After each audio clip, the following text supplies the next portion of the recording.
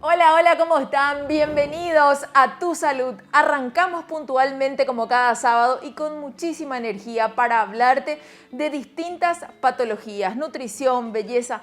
Vos ya sabés básicamente el formato del programa. Hoy vamos a hablar de una patología que irrita el estómago. Vos decís, me arde el estómago con el consumo de ciertos alimentos. Se llama gastritis, que básicamente es la inflamación del revestimiento del estómago, pero vas a aprender más aquí. Gastritis. ¿Qué es? La gastritis es un término general para un grupo de enfermedades con un punto en común, la inflamación del revestimiento del estómago. La inflamación de la gastritis generalmente se produce por la misma infección bacteriana que provoca la mayoría de las úlceras estomacales. Ya estamos listos para tratar la patología de base de la cual hoy vamos a hablar, que es la gastritis, por la que muchísimos sufren y dicen habitualmente, no, yo no puedo consumir esto o estoy tomando este medicamento. Vamos a hacer todas las consultas, vamos a evacuarlas con el doctor José Masi, él es gastroenterólogo. Doctor, ¿cómo estás? Bienvenido a Tu Salud. Gracias por acompañarnos. Bueno, muchas gracias por la invitación. En realidad la patología que vamos a tocar es muy frecuente y muchos conceptos en los últimos años han cambiado y es un tema interesante. Doctor, ¿qué es la gastritis? Porque muchas veces la gente dice, tengo como un ardor acá en la boca del estómago. ¿Y la acidez es lo mismo que una gastritis? No, la acidez no es lo mismo que una gastritis. Primero que el concepto de gastritis en los últimos probablemente 15, 20 años han cambiado totalmente.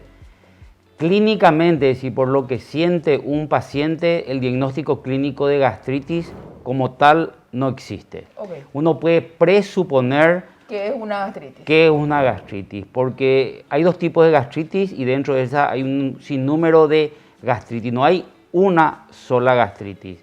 Las gastritis pueden ser agudas o crónicas y de acuerdo a eso hay pacientes que pueden tener gastritis y no tener ningún tipo de síntomas.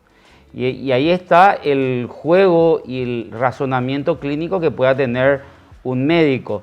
Ahora, desde el punto de vista sintomático, como acabas de decir, sí, el ardor o la quemazón es uno de los síntomas que puede darte una gastritis o no. Hay muchos otros síntomas que pueden tener los pacientes como saciedad precoz, si lo poco que como se queda pesado, puede tener dolor, puede tener náuseas, puede tener vómito. Un gastrítico puede debutar con una hemorragia digestiva.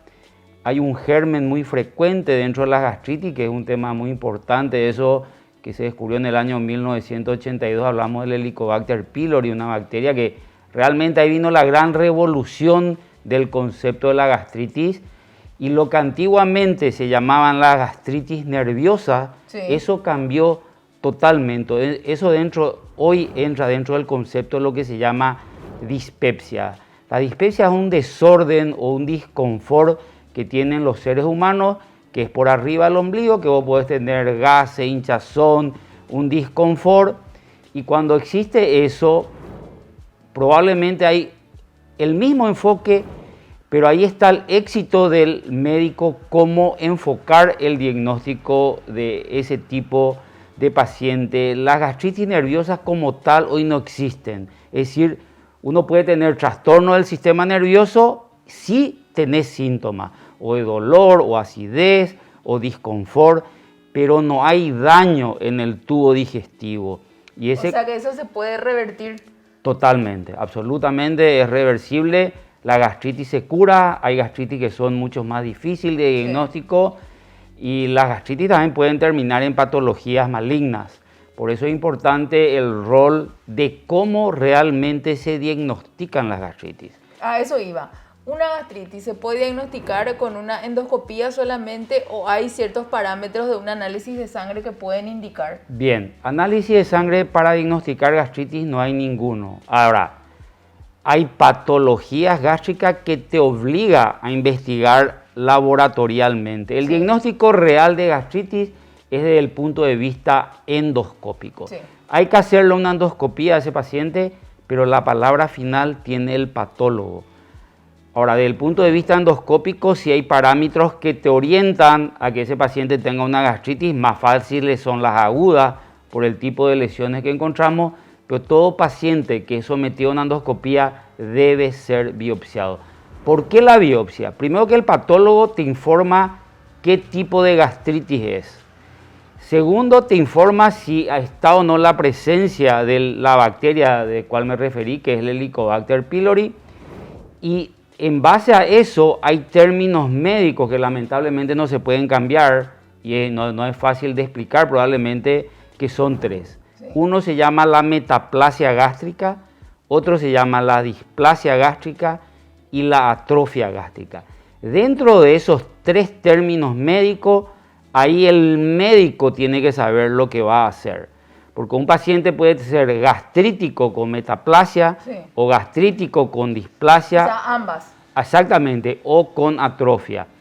Para la atrofia gástrica, ahí es muy importante lo que acaba de decir, investigar desde el punto de vista laboratorial algo muy específico que se llaman las gastritis autoinmunes, que entran en otro tipo de campo y hay que hacer análisis específico para investigar eso, pero cuando un paciente tiene gastritis. Lo más frecuente en Paraguay y en el mundo son las gastritis por el Helicobacter pylori. Eso es lo más frecuente. ¿Que eso ingresa por los alimentos, doctor? Bien, el Helicobacter entra todo por la boca. El mismo contagio que la hepatitis A. Ingresa por la boca y eliminamos por materia fecal. El contagio es fecal oral o oral oral. Es decir, entre los seres humanos podemos contagiarnos. Sí. Porque el que tiene Helicobacter pylori, la bacteria vive en el estómago, pero podemos tener en las placas dentales. Entonces podemos contagiarse. Lo más frecuente es alimentos, aguas mal procesadas, manos sucias que podemos llevar a la boca.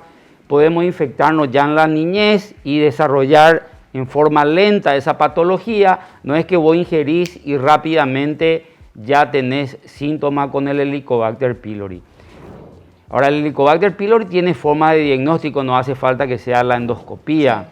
Hay tres métodos hoy muy importantes para diagnosticarlo. Uno es la endoscopía con biopsia, otro es un procedimiento que se llama test del aire expirado, que consiste en tragar una cápsula que es un carbono radioactivo, y si tenés Helicobacter hace una reacción química y genera mucho hidrógeno.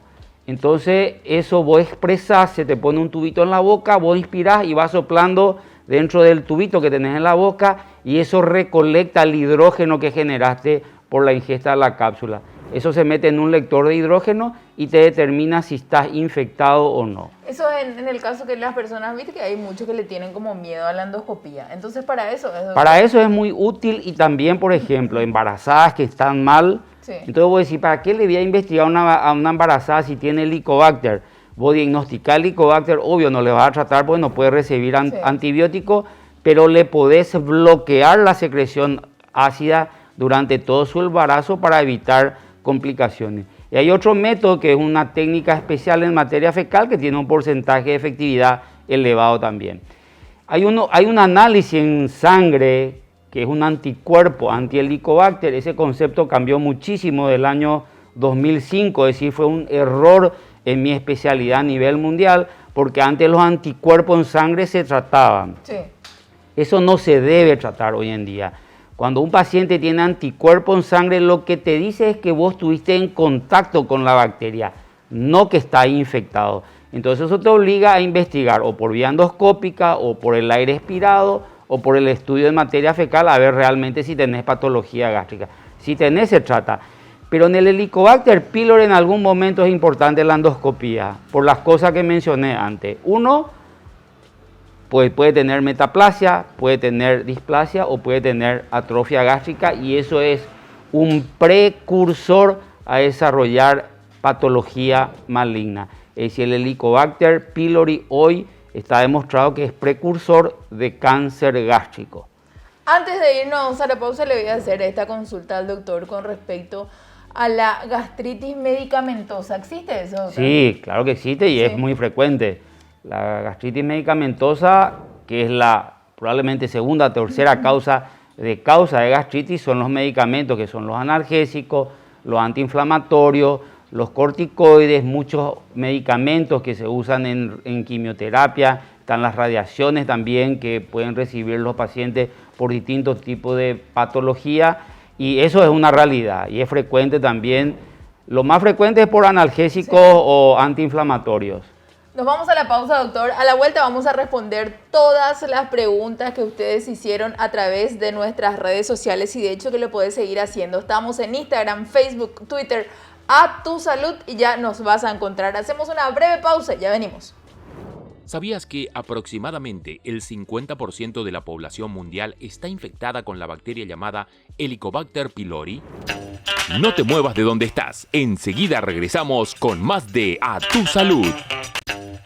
Ya regresamos. Estás viendo A Tu Salud. ¿Sabías que es un mito el decir que la gastritis afecta más a un sexo que a otro?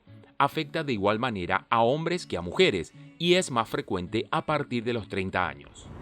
Seguimos en A Tu Salud, vamos hasta las 17 horas. Hoy estamos hablando de la gastritis. Explotó nuestro WhatsApp con un montón de preguntas, también a través de las redes sociales que se estuvieron comunicando y ahora las vamos a evacuar. Estamos con el doctor José Masi, él es gastroenterólogo. En la primera parte ya nos habló de los tipos de gastritis, de los síntomas y ahora le queremos hacer varias consultas que tenemos. Dice: yo tengo gastritis nerviosa ulcerosa, fuertes dolores hace más de 5 años. Ya no sé qué tomar, nada no me hacen los medicamentos. Bueno, primero que a ese paciente si debe tener dos cosas, gastritis y úlcera. Sí. Porque gastritis ulcerosa es una asociación. A esos pacientes hay que buscarlo Helicobacter pylori como sea. Sí. Uno. Si no encontrás, hay que ver qué tipo de medicamento está ingiriendo no el paciente, porque que no se cura una úlcera, lo primero que hay que investigar es que pueda ser una úlcera de aspecto maligno. Entonces hay que ya tomar bien las biopsias. Sí. Si vos no tomás bien las biopsias y no le envías al patólogo, malos resultados. Eso es muy importante. Pero toda gastritis se cura. Ahora, hay pacientes que tienen patologías predisponentes, y de acuerdo a los medicamentos que van tomando, entonces esos pacientes deben estar siempre con una medicación antisecretora para que el daño de las drogas que está recibiendo no produzcan daño gástrico. Pero la gastritis que tiene este señor o señora se debe curar, imposible. Ese es un error probablemente médico, que algo estamos haciendo mal. La mayoría de las personas que nos escribieron, doctor, dice: tomo omeprazol a la mañana, a la noche, le tomo yaguaré TKA, moringa, dice otro de los yuyos con los que mezcla, ¿verdad? Eso es bueno hacer. Bueno, mira, yo hago medicina científica, respeto mucho lo que en Paraguay mucha gente usa yuyos. Dicen que el yaguaré TKA es muy bueno. Yo lo que creo que tiene un efecto es sobre el vaciamiento gástrico. Sí. Si nosotros digerimos mal, digestión es vaciar la cavidad gástrica y que tenga un efecto sobre el duodeno, que es el lugar donde absorbemos. La patología gástrica te puede dar un trastorno en el vaciamiento gástrico, por eso a veces hay que usar droga para mejorar la motilidad. El omeprazol es una droga fantástica. Imagínate que en el año 82 fue el descubrimiento del omeprazol. Hasta la actualidad hay 6 drogas de la extinta familia. En el año 2019, tras un estudio muy interesante que hace Japón, logra hacer una línea nueva de bloqueantes ácidos que aparentemente va a revolucionar el cambio de las patologías esofágicas, gástricas y duodenal. Ya están liberados, pues creo que por el tema de la pandemia en muchos países todavía no tenemos acceso a esa droga. Y son drogas fantásticas. Lo que no hay que hacer es automedicarse, por medicarse. Yo tomo antibiótico, tomo omeprazol, eso no está bien. Si vos tomás antibiótico y tenés efectos colaterales propios del antibiótico.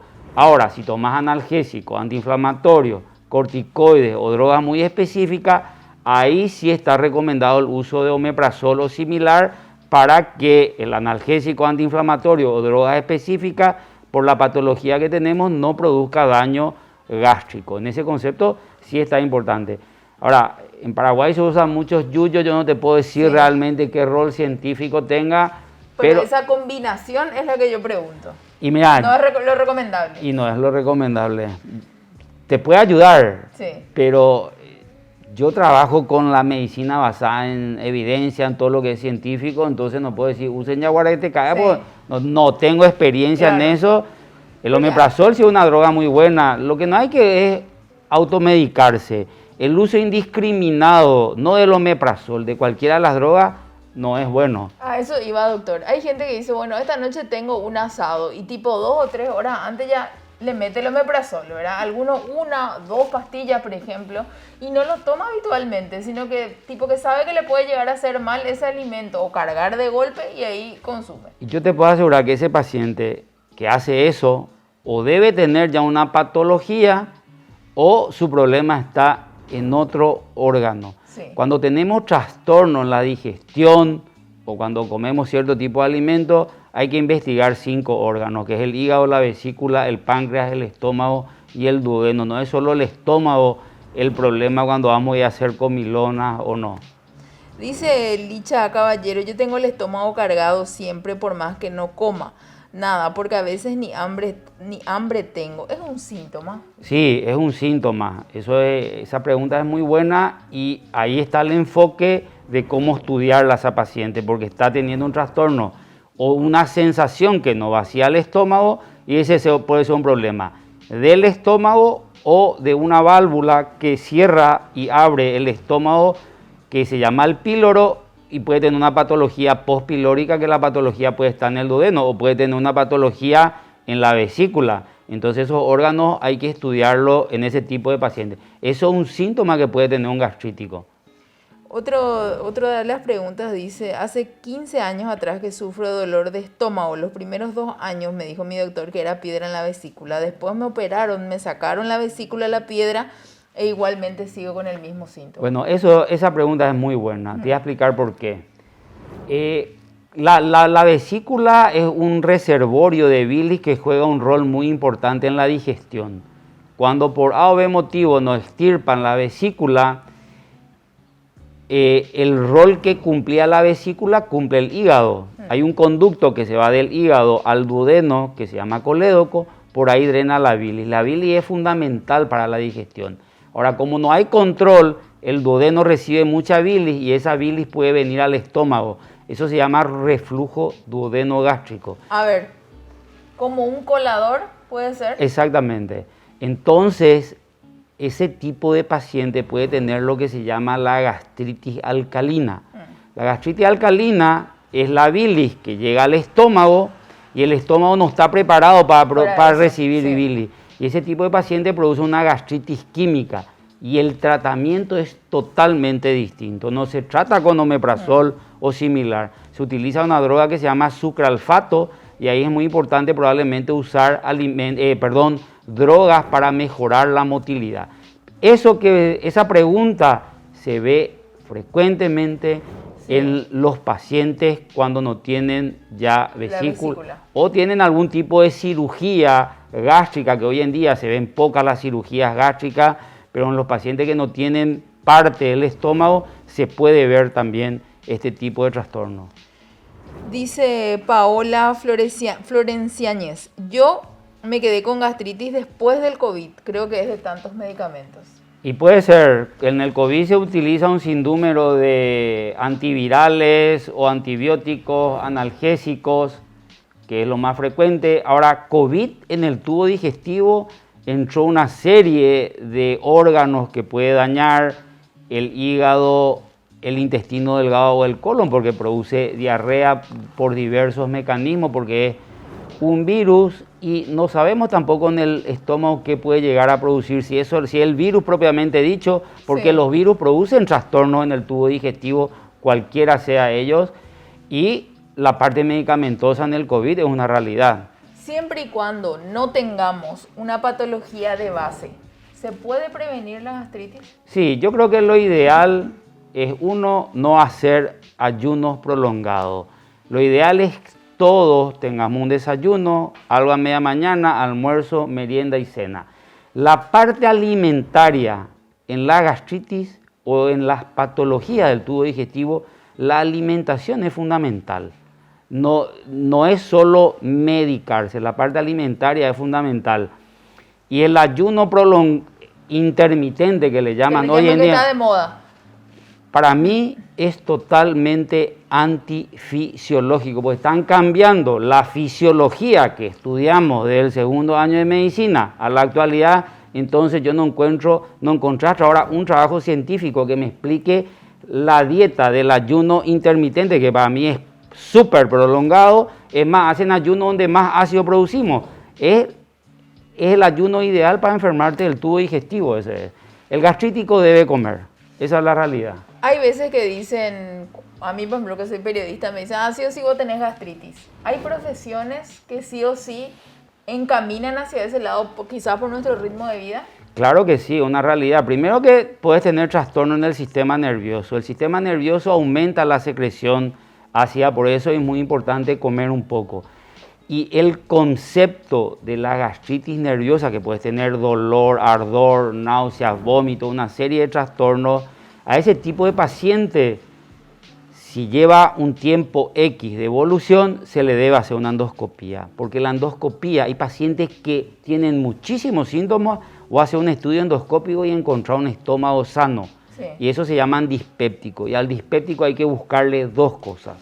Uno, si tiene Helicobacter y si el dispéptico no tiene Helicobacter. Y ahí cambia la ruta de tratamiento. Muchas veces, pacientes como vos estás describiendo, de acuerdo a tu actividad laboral, hay que utilizar drogas específicas en la motilidad y que puedan llevar algún tipo de ansiolítico, un tranquilizante menor y juega un rol en la mejoría de este tipo de pacientes. Me parece súper importante y con eso quiero cerrar lo que decía el doctor al inicio de la conversación. ¿Se puede curar la gastritis? Las gastritis se curan. La gastritis es como la infección urinaria, la neumonía, la gastroenteritis. Vos tenés, te curás y puedes volver a tenerla.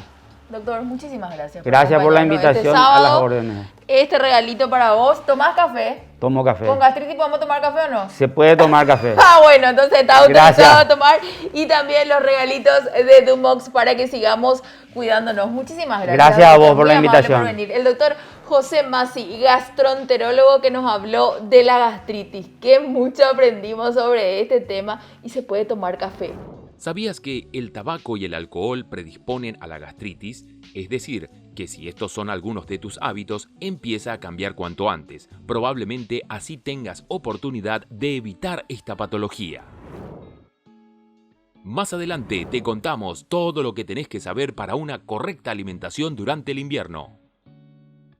Además, te mostramos las técnicas de rejuvenecimiento con láser. Y Guille Friedman te enseña sus increíbles trucos de belleza para tener una cabellera abundante. No te muevas de donde estás, enseguida regresamos con más de A Tu Salud. Ya regresamos, estás viendo A Tu Salud. ¿Sabías que entrenar con frío quema más calorías y grasas? El frío genera un gasto calórico adicional de 100 calorías cada 15 minutos. Esto se debe a la hormona hirsina, que estimula la producción de calor de las células grasas almacenadas en el cuerpo, quemando más calorías. ¿Qué tal? Seguimos en A Tu Salud. Nuevamente gracias a todas esas personas que mandaron sus preguntas acerca de la gastritis. Esperemos haber respondido todas sus dudas acerca de ese tema. Y ahora le damos el turno a la nutrición, ¿sí? Y vamos a hablar de la alimentación en invierno, que todavía nos queda un tramito importante por transitar y tenemos que seguir cuidando nuestra alimentación. Ya está con nosotros la nutricionista Patricia Chop. Ella tiene la especialidad clínica y también deportiva. ¿Cómo estás? Buenas tardes, Amalia. Qué gusto tenerte en A Tu Salud. Doctora, contanos un poquito, ¿por qué en invierno queremos comer más y sobre todo calentito? Así mismo es. Efectivamente, eso es cierto. Sí. En invierno el cuerpo necesita, nuestro organismo pide mayor cantidad de carbohidratos porque el organismo baja la temperatura del organismo, entonces requiere mayor calorías. Sí. Yo particularmente le digo a mis pacientes en consultorio que deben consumir mayor calorías, pero también tienen que hacer un desgaste mayor de esas calorías, que eso ya consiste en un entrenamiento del paciente, ya sea una actividad física que a ellos les guste, los cuales ellos estén acostumbrados, porque realmente el cuerpo necesita mayor cantidad de calorías por la temperatura misma del organismo. A ver, generalmente en verano optamos por la ensaladita de lechuga, la clásica, lechuga, tomate y cebolla, el berro de repente también. Pero cuando llega el invierno, preparar ensalada es como, ¿para qué? ¿Verdad? Pero hay sustitutos de eso. Sí, Se puede por suplir ejemplo, con una sopa de verdura, con un sí, soufflé de verdura. Lo que pasa es que el organismo necesita cosas un poco de mayor temperatura. sí, Si bien es cierto que todos los alimentos preparados, calientes, dan mayor saciedad gástrica. ¿Qué quiere decir mayor saciedad gástrica? Satisface más. Entonces de repente en invierno es como que se dobla eso, es como que necesitamos mayor cantidad y podemos consumir soufflé de verdura, podemos consumir puré de repente de calabaza, zapallo, muchísimos vegetales que de repente a lo mejor no estamos acostumbrados a consumir. También tenemos que tener en cuenta que el invierno acá es muy corto. sí. Entonces no es tampoco que vamos a sacrificarnos tanto, que no vamos, tampoco hay que abandonar las ensaladas, ¿verdad? Uno puede consumir una porción de soufflé de verdura con ensalada fresca o consumir una sopa de verdura, una sopa rápida, le llamamos nosotros en nutrición, que es sopa crema a base de vegetales que a uno realmente le apetezca. Con respecto a las bebidas, muchas veces el paraguayo está acostumbrado a tipo desayunar a las 8, las 9 de la mañana, lo que ya sería el terererupá, ¿verdad? En el verano, pero en invierno sí o sí de alguna forma recurrimos a ese teté calentito, como le llamamos tradicionalmente, el cocido con leche, el café con leche. Exactamente. ¿Está bien eso? El desayuno se debe realizar, Sí. no importa la temporada, no importa la estación, el desayuno es fundamental. La persona estuvo muchísimas horas en reposo mientras estuvo durmiendo, entonces uno debería desayunar. Normalmente en invierno uno quiere consumir de repente una leche caliente, una leche tibia, un café, un cocido de infusiones. Está totalmente, por supuesto que está bien. Para nada no va a estar fuera de lo que sería un plan equilibrado. Lo importante es consumir unas ingestas, ¿verdad? O ingerir cosas que realmente, alimentos que realmente nos fortalecen, que nos levanta el sistema inmunitario, que ahora es tan importante, sobre todo ya sea para las gripes, los resfríos. Entonces es importante consumir un buen desayuno. Normalmente pueden consumir proteínas, el huevo, independientemente de las carnes, que también son fuentes de proteína, la leche, los lácteos, los quesos, se pueden sumar a un desayuno equilibrado, ¿verdad? Hay personas que solamente consumen un café bebido y ya está, o un cocido bebido. Sí. Realmente necesita consumir un poco de carbohidrato a esa hora de la mañana y de proteína, ¿verdad? Generalmente en el invierno se duerme un poquitito más temprano, ¿verdad? Y esa merienda hay que estirarla un poquitito y algunos ya dicen, yo ya hice una merencena. ¿Está bien eso? Yo no soy amiga de la merencena, Sí. realmente no. Yo creo que uno debería hacer, ¿verdad?, las 4 comidas principales y en algunos casos colaciones. Las colaciones son las que van entre las comidas principales, que normalmente nosotros indicamos a los pacientes, ¿verdad? La merencena de repente suele ser un poco temprano, entonces la persona a eso las 10, las 11 de la noche vuelve a tener hambre y a veces quiere tener atracones. Abre la heladera, consume de repente un palito, una rosquita, algo que de repente querés y no registra tu organismo. En todo caso, yo creo que uno debe hacer la merienda y la cena por lo menos 2 a 3 horas de diferencia. Ya no debe ser muy pesada, ¿verdad? Para que después el cuerpo, ¿verdad?, descanse y que no se encuentre con el estómago muy lleno, ¿verdad? Entonces yo realmente recomiendo que se haga la merienda y la cena aparte. Aprovechando tus conocimientos en nutrición deportiva, cuando en enero nos subimos al caminador y caminamos como 1 hora, o cuando nos vamos al parque, sudamos y decimos, ay, quemé calorías, ¿verdad? Esa falsa sensación dicen muchos. En cambio en invierno no sudamos y es como que te desanima luego irte a caminar porque decís, no, ni no sudé nada y me fui a caminar y me cansé, pero no sudé. Eso es falso. Lo que pasa es que en verano Sí. uno pierde más líquido. Sí. Entonces probablemente al bajarte vos del caminador, todo ese líquido que perdiste, al bajarte, tomas agua y recuperas totalmente. En invierno trabaja igual el organismo, no es que no Igual trabaje. quemamos las Claro, mismas igual calorías. quemas las mismas calorías, solamente que necesita mayor cantidad de calorías porque la temperatura del organismo, como dijimos al principio, baja. Entonces sí o sí el cuerpo te pide comidas más calóricas. Por eso es importante realizar la quema de calorías, que sería haciendo alguna actividad física.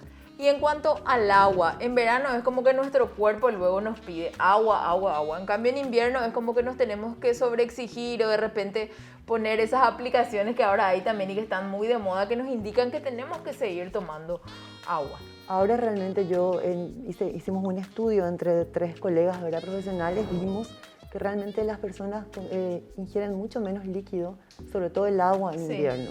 Y es súper importante ingerir porque el organismo igual necesita hidratarse. Entonces es importante consumir no solamente agua, uno también consume agua con las frutas. Hay frutas ricas de estaciones que tienen mucho compuesto de agua, como las naranjas, mandarina, pomelo, limón, independientemente de su aporte de vitamina C, que es buenísimo para la estación, ¿verdad?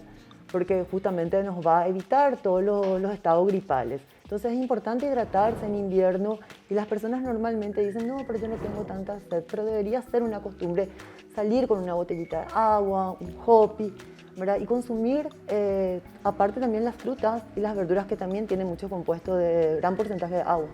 Independientemente a toda la campaña, entre comillas, que se hizo de concienciación con el tema del COVID, del consumo de agua, o sea que igualmente siguen notando entonces eso con el ingreso de esta temporada. Totalmente, totalmente. Lo que ahora sí, de repente las personas están un poquito más conscientes con el consumo de frutas, de vitamina D, ¿verdad? Pero el agua es algo fundamental, debería estar normalmente, en cualquier época del año debemos consumir igual.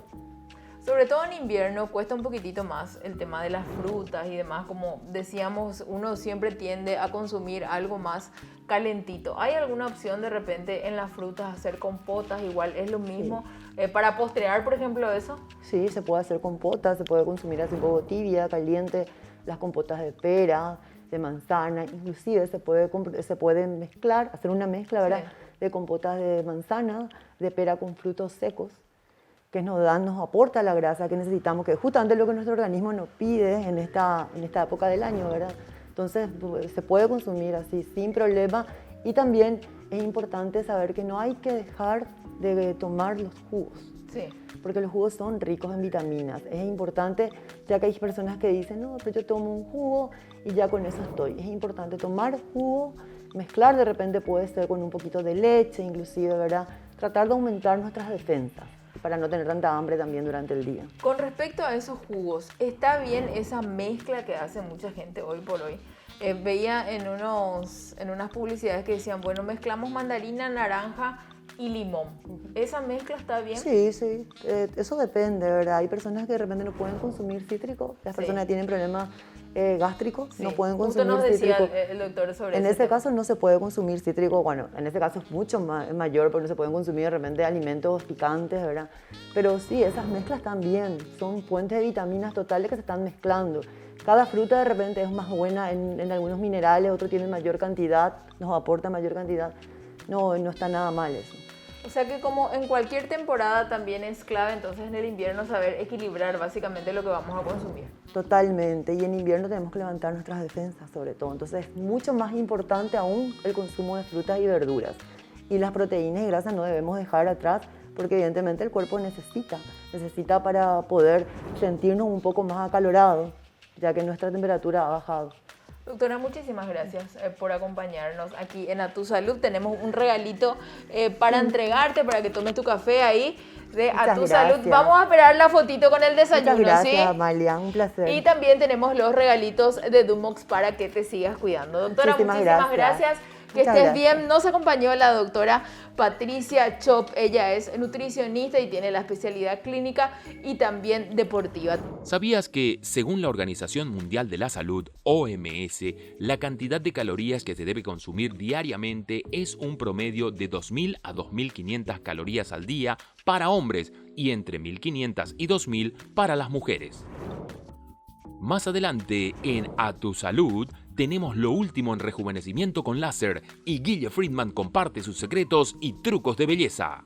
Hola Amalia, ¿cómo estás? Bienvenida a un bloque más de belleza y hoy para variar vamos a hablar sobre el cabello, cómo lograr una cabellera abundante sin necesidad de utilizar ni secador, ni planchita, ni bucleadora, únicamente un spray y un peine. Enseguida regresamos a Tu Salud. Ya regresamos. Estás viendo A Tu Salud. ¿Sabías que las rubias tienen más cabello? Así como lo escuchas. Pese a tener el cabello más fino y sin volumen, son las que más cabellos tienen. Se estima que una cabellera rubia puede contar con unos 120.000 cabellos o incluso hasta 140.000. Eso sí, solo el 2% de las personas del mundo tienen el cabello 100% rubio. Llegó el turno de la belleza en A Tu Salud. ¿Y de qué vamos a hablar? Del rejuvenecimiento con láser. ¿De qué se trata esto? ¿Vamos a poder acceder a esto? Nos va a hablar la doctora Silvia Aguilar. Ella es dermatóloga y ya le damos la bienvenida en A Tu Salud. Hola doctora, ¿cómo estás? Bienvenida. Hola. Muchas gracias por la invitación. Un gusto compartir el espacio con ustedes y poder llegar hacia la teleaudiencia. Y nada, vamos a hablar un poquito de lo que es el rejuvenecimiento con la terapia láser. Así lo ya suena espectacular. Porque el láser de alguna u otra manera suena como que no es doloroso, ¿verdad? ¿Es así? No. ¡Ay! Te sorprendiste ahí con la respuesta. No necesariamente, ¿verdad? Ah, ok. Puede o no, porque hay varios tipos de láser. Sí. De hecho, hay una amplia gama de láseres que pueden utilizarse para el rejuvenecimiento. Tenemos los que son, digamos, ablativos, son los que suelen ser más dolorosos, pero también más efectivos, ¿sí? Y también con más cuidados previos y posteriores. Sí. Más riesgos de complicaciones, pero también más resultados con una sola sesión. Y después tenemos láseres que son no ablativos, es decir, que no producen erosiones, costras, descamación de la piel y van logrando ese rejuvenecimiento cutáneo de una forma más progresiva, con menos riesgos y siendo menos agresivos. A ver, yo tengo 36 años. Si bien ahora estoy muy maquillada, ¿desde qué edad uno puede empezar a pensar en esto? Porque convengamos que hay señoritas de 18, 19 años que dicen, mira, tengo esto, tengo aquello, o sea, ya se ven mil defectos, ¿verdad? Exacto. En realidad no hay una edad así precisa.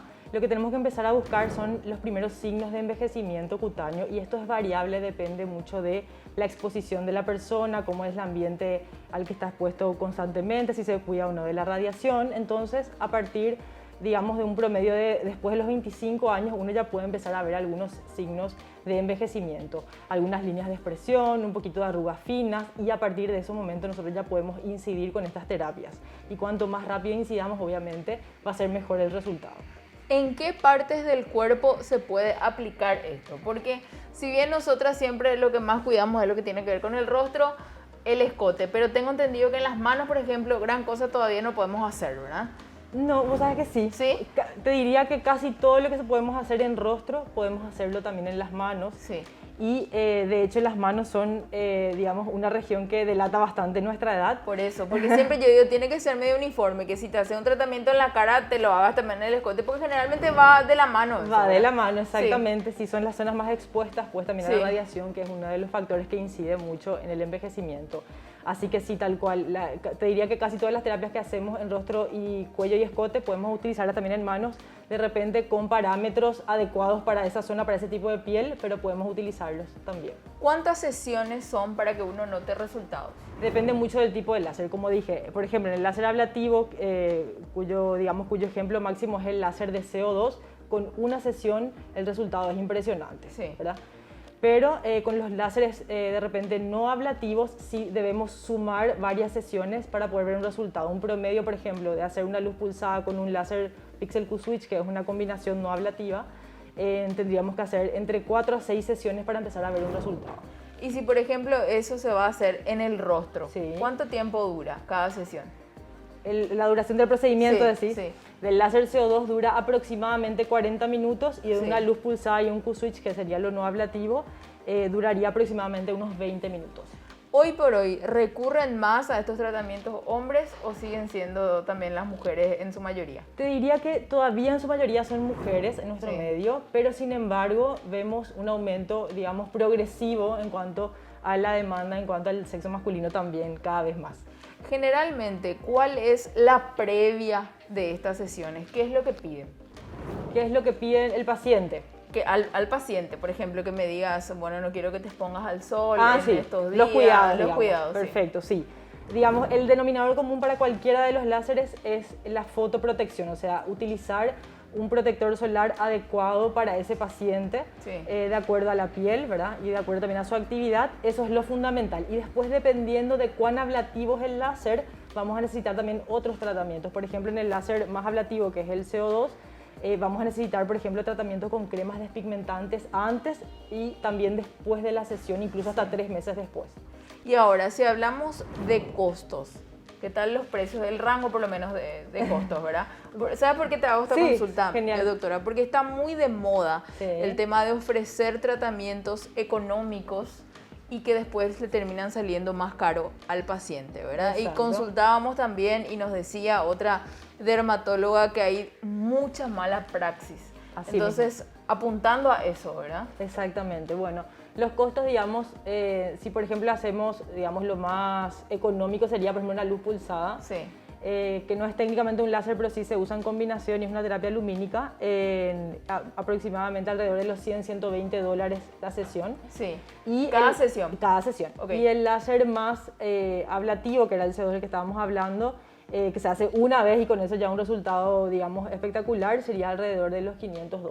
O sea que haciendo un redondeo se gasta un poquitito más, pero es una sola sesión, ¿verdad? Sí, solamente que implica otras cosas. Los cuidados previos, la recuperación es mayor. De repente el paciente no puede hacer sus actividades normales enseguida, ¿verdad? Eso también hay que tener en cuenta. Hay pacientes que no pueden darse el lujo de no, digamos, de no asistir a su actividad laboral. Sí. Hay otros que pueden pero no quieren hacerlo. Entonces para eso tenemos otras opciones también, como los láseres no ablativos o menos ablativos que tienen una recuperación más pronta, ¿sí?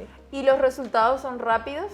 ¿Uno ya ve el resultado al salir o tiene que pasar cuántos días? Muy o buena horas? pregunta, muy buena pregunta. No, en general no es un resultado inmediato, digamos, Sí. ¿verdad?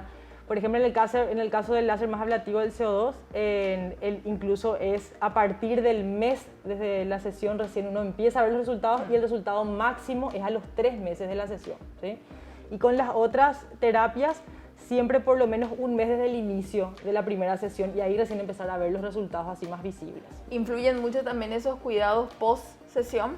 Influyen muchísimo y de hecho aprovecho lo que dijiste hace rato también porque eso es parte también del procedimiento, no solo hacer el procedimiento, Sí. sino primero saber seleccionar qué procedimiento es para ese paciente en particular y qué cuidados tiene que tener antes, durante las sesiones y después de las sesiones para que el resultado sea óptimo y además también para disminuir al máximo los riesgos de las complicaciones y eso es fundamental y por eso siempre deben hacerse estos procedimientos con profesionales que estén bien entrenados en el área.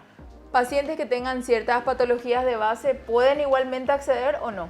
Pueden en general, excepto así como unos, digamos, depende tras de qué láser, pero algunas contraindicaciones así un poco a grosso modo generales, digamos, serían por ejemplo enfermedades autoinmunes que no estén controladas, por ejemplo, no, ¿verdad? Sí. Si están bajo control se podría haber de hacer alguna que otra. De repente pacientes que están cursando alguna infección, por ejemplo, bacteriana o viral en el sitio donde se va a hacer el tratamiento tampoco se puede, ¿sí? Y en todo caso hay que curar primero el proceso y después. Y también de repente pacientes que están recibiendo algunos tipos de medicación, por ejemplo isotretinoína, que es muy frecuente en el uso en dermatología, no podrían realizarse tal vez láseres muy ablativos porque inciden en la cicatrización, o sea que hay que ver de acuerdo al paciente qué es lo que recibe, qué medicación toma y todo eso también tener en cuenta para elegir el tratamiento. Doctora, muchísimas gracias. Súper interesante todo lo que nos acaba de contar. Tengo un regalito para vos de A Tu Salud. Muchísimas gracias. Queremos estar siempre ahí en tu consultorio, en casa contigo. Y también los regalitos de Dumox. Está comprobado que si nos cuidamos entre todos vamos a salir de esta pandemia victoriosos. Es para vos, doctora. Así Muchas que gracias, muy amable. Gracias. Te invito a que te quedes con nosotros porque Sí. Guille Friedman también tiene tips muy importantes para nosotros. ¿Está bien? Genial, genial. Vamos, Guille, estamos contigo. Hola Amalia, ¿cómo estás? Bienvenida a un bloque más de belleza y hoy para variar vamos a hablar sobre el cabello, cómo lograr una cabellera abundante sin necesidad de utilizar ni secador, ni planchita, ni bucleadora, únicamente un spray y un peine. Lo que voy a hacer con Niurka es, ya tengo el pelo dividido al medio y voy a comenzar a batir la raíz. Cuando baten la raíz tienen que ir, no vengan desde acá arriba, siempre tiene que ser desde la raíz, lo más cerca posible desde la raíz y ahí empiezan a subir. A medida que bato, tiro un chiquitito de spray y voy haciendo eso por fracciones de cabello, tiene que ser bastante grueso, no hace falta que lo hagan muy fino y voy tirando el cabello para el otro lado. Hago lo mismo de este lado.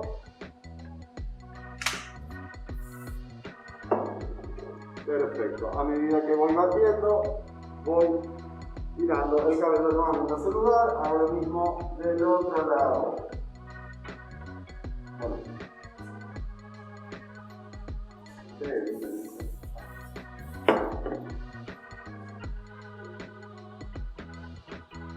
Sigo batiendo siempre desde la raíz, no tengan miedo para batir, chicas, pero recuerden que siempre es bien pegadito a la raíz.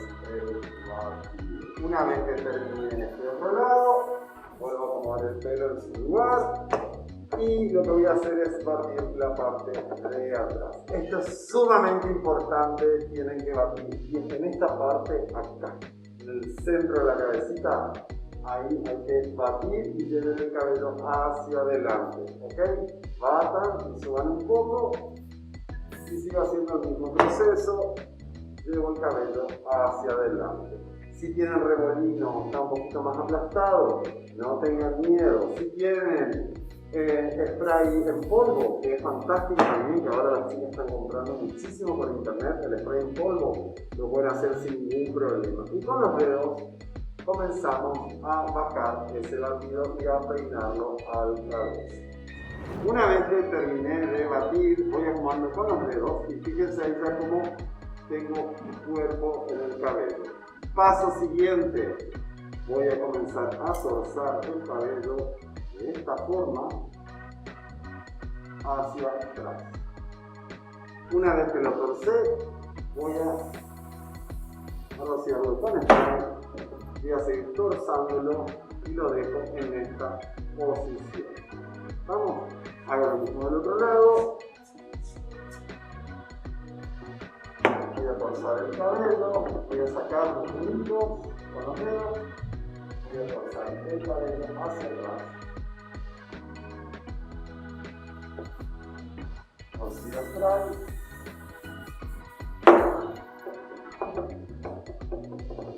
Y lo dejo en esta posición. Si quieren, pueden dejarlo así o directamente lo torzan un poquito más y lo agarran acá atrás con una pincita.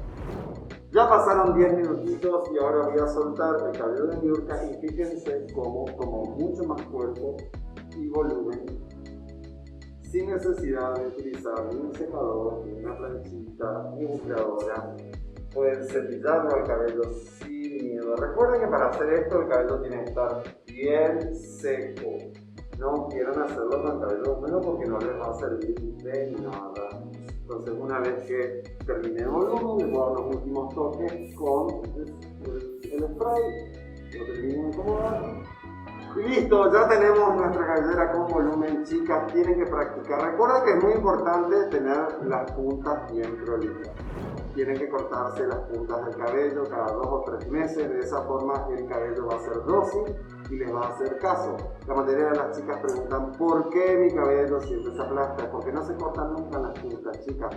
El pelo es como la planta, para que florezca hay que cortar. Terminado esto, nos vamos a piso. Gracias querido Guille por todos estos consejitos. Ya estamos despidiendo a Tu Salud. Hoy tuvimos como tema central la gastritis. En nutrición hablamos de la alimentación en invierno. Qué importante es que nos sigamos cuidando, pese a que las bajas temperaturas muchas veces nos quieren obligar a mal alimentarnos. En belleza, ¿de qué hablamos? Del rejuvenecimiento con láser. Y el próximo sábado, ya te adelanto algo, vamos a estar hablando de la migraña. Puedes mandarnos todas tus consultas y así también tus videitos con tus testimonios que van a ser bien recibidos. Gracias por la compañía de cada sábado. El siguiente a las 16 horas, a Tu Salud, aquí por C9N.